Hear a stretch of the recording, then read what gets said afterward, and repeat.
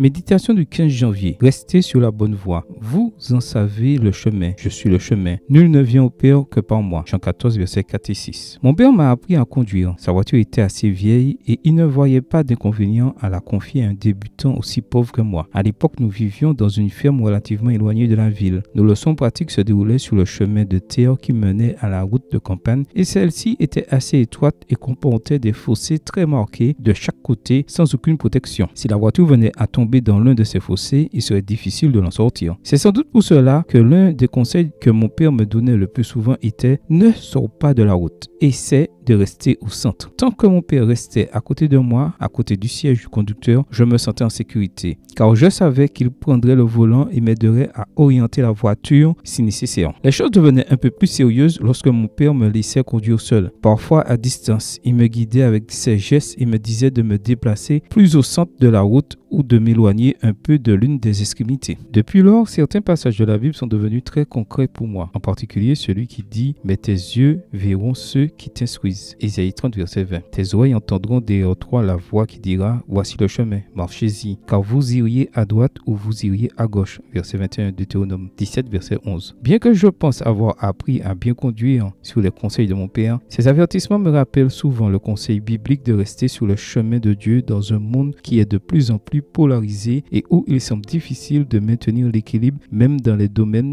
de la spiritualité, de la théologie et de la vie ecclésiastique. C'est pourquoi j'aime me souvenir de l'enseignement de Jésus qui dit qu'il est le chemin. Tandis que nous y marchons, tout va bien. Lorsque nous nous éloignons vers un extrême ou un autre, nous courons le risque de tomber dans un fossé. Seigneur, aide-moi aujourd'hui à conduire ma vie sans me détourner un seul instant de toi, le vrai chemin qui me conduit à la vie. Amen. Bonne journée à vous et que le Seigneur vous bénisse.